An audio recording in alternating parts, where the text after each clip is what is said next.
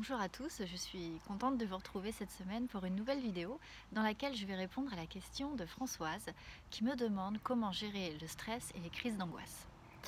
Alors, c'est une bonne question, elle tombe plutôt bien parce que c'est vrai que en ce moment, on a beaucoup de personnes qui se disent stressées et angoissées. Euh, mais d'une façon générale, une bonne partie de la population vit dans le stress et l'angoisse.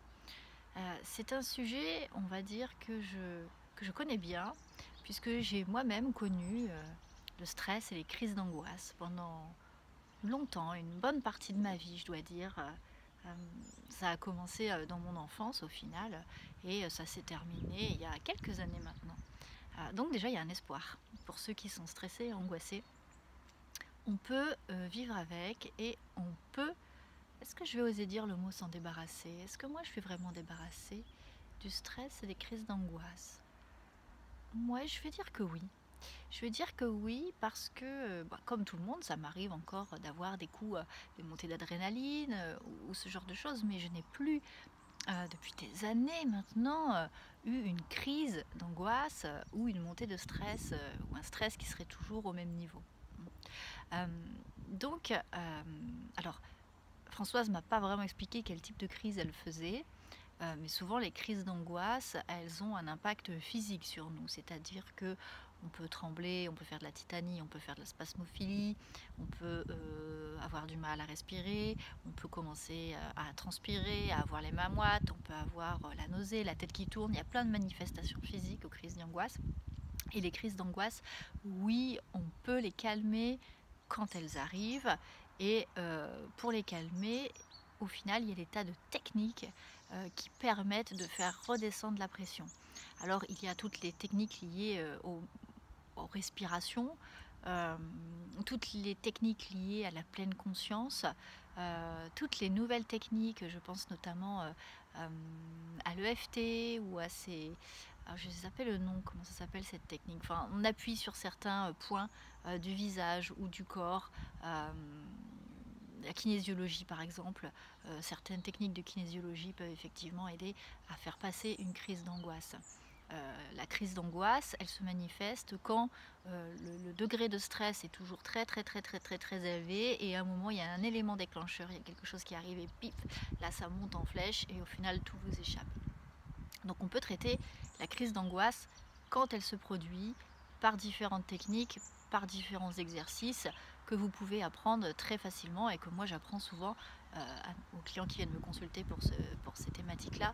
C'est souvent les premières choses que je leur apprends, c'est-à-dire comment gérer la crise quand elle se produit. Concernant le stress, qui lui est toujours permanent, également on va pouvoir le travailler et on va pouvoir le faire baisser. Mais bon, pour certains, vous commencez à me connaître un petit peu dans ma façon de travailler et je ne conçois pas pouvoir gérer son stress sans l'avoir un minimum compris. Il faut réussir à comprendre ce qui se passe. Pourquoi vous êtes toujours stressé? Et alors il va falloir chercher. Il va falloir chercher les causes de ce stress. Il va falloir essayer de voir ce qui provoque ça. Est-ce qu'il y a une permanence? Est-ce que c'est toujours constant? Est-ce que c'est toujours très élevé comme ça? Est-ce qu'il y a des pics? Est-ce qu'il y a une saisonnalité? Est-ce qu'il y a une augmentation lorsque vous êtes au contact de certaines personnes ou pas?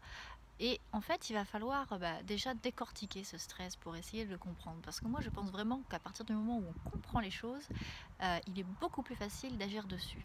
Donc il faut comprendre.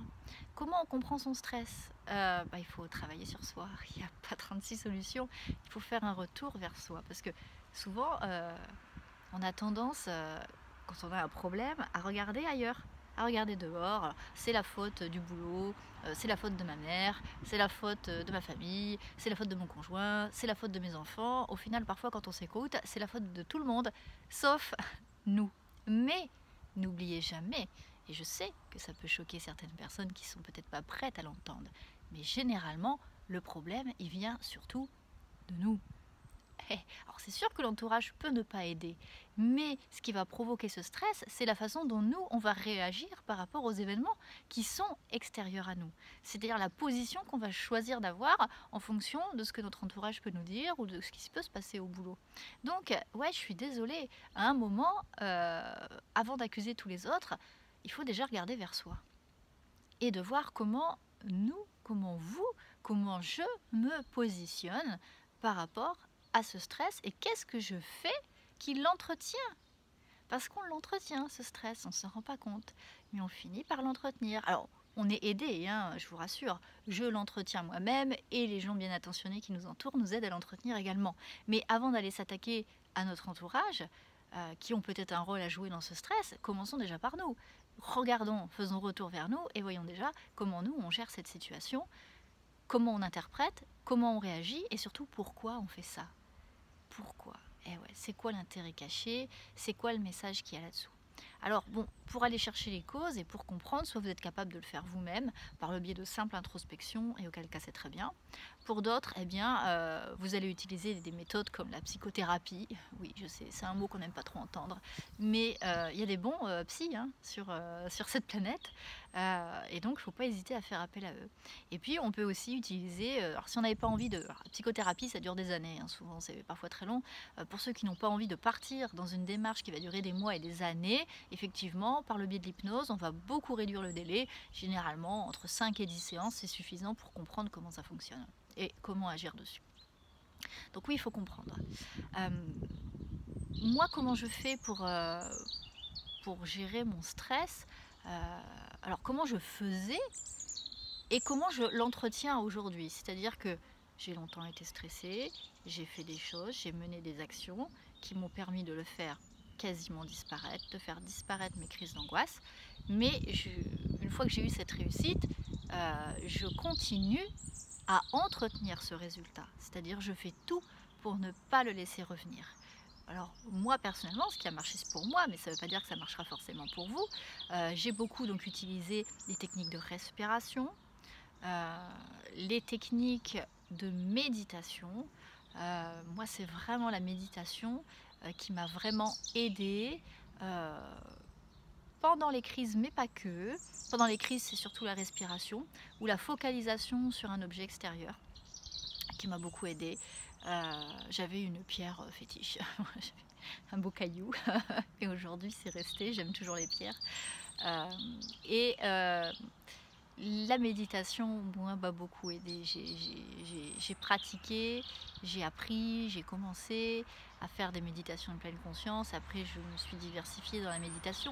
Et c'est vraiment une technique qui me permet et qui m'a permis de me poser et au final d'arrêter cette machine infernale qui est dans la tête, parce que le stress, la crise d'angoisse, qu'est-ce que c'est? C'est ni plus ni moins, je regarde derrière, je regarde mon passé et c'est une catastrophe parce que c'est terrible, j'aurais pas dû, j'aurais pas su, voilà, le jugement perpétuel sur les actions passées.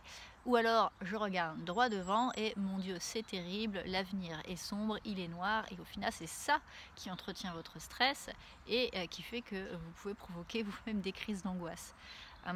Et donc du coup, la méditation, vraiment, ça m'a permis de revenir juste simplement au moment présent et de prendre plaisir à profiter de l'instant que je suis en train de vivre, en essayant de ne plus penser au passé et au futur. Et ça demande, ouais, je suis d'accord avec vous, ça demande quelques années de pratique. Oui, je sais, j'ai dit années. Mais années de pratique pour le faire tout seul. C'est-à-dire qu'au début, vous le faites accompagné.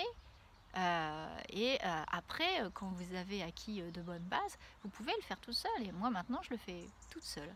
Et donc, quand j'ai réussi à obtenir voilà, cet apaisement intérieur, depuis quelques années maintenant, et je suis tout à fait satisfaite de ça. Et du coup, j'ai conservé ces méthodes, c'est-à-dire qu'encore aujourd'hui, eh bien, je médite tous les jours. Je prends entre 5 et 20 minutes par jour où juste je me pose et je prends le temps pour moi de me recentrer, de revenir au moment présent. Et si je devais avoir une montée d'adrénaline dans la journée parce qu'il y a un événement vraiment là qui me fait flipper, eh bien, je vais prendre le temps de me poser et de respirer et de me rendre compte que, bon, allez, c'est bon, je suis là, je respire, je suis vivante, et de prendre un peu de recul par rapport à cette situation. Voilà, alors je pourrais parler pendant des heures sur ce thème qui me passionne, parce que, bah oui, effectivement, comme je l'ai connu et comme je m'en suis sortie, c'est vrai que j'adore pouvoir en discuter avec les gens qui se sentent stressés ou angoissés, parce que on a plein de choses à se dire et on peut échanger. Et moi, je peux vous aider effectivement à sortir de ce cercle vicieux. Mais bon, voilà, le temps est limité sur les vidéos Facebook, vous savez bien. Donc en tout cas, j'espère avoir répondu à votre question, Françoise. Et puis si vous avez d'autres questions, n'hésitez pas à me les poser. Et puis si vous voulez qui que ce soit, si vous souffrez de crise d'angoisse ou de stress et que vous souhaitez qu'on se rencontre pour voir comment je peux vous accompagner pour vous libérer de tout ça, n'hésitez pas à me contacter pour voir comment moi je peux vous accompagner dans cette démarche de libération pour que vous puissiez retrouver une vie beaucoup plus sereine. Voilà, il me reste à vous souhaiter une bonne journée et je vous dis à samedi prochain pour une prochaine vidéo. Au revoir.